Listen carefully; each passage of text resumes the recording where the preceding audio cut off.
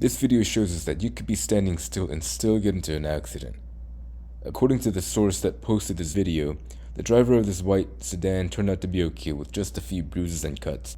Let's go back and learn some lessons. It's a very short clip, but good lessons we can learn here. Our driver here did everything right.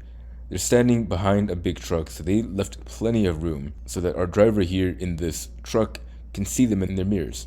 Unfortunately, this truck over here seems to have lost their ability to brake and ends up ramming into both cars and sandwiching this car in between these two trucks.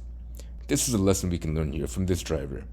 Whenever you're standing, you should be looking in your rearview mirror periodically to make sure that there are no cars behind you that have lost control of their brakes and are about to ram into the back of your car.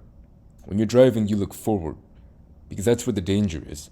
But when you're at a standstill, the danger will be coming from behind. So always make sure to check your rearview mirrors to make sure that no cars are about to hit you from the back. This was a very short clip, but some good lessons to learn here, so let's all be safer, more responsible drivers.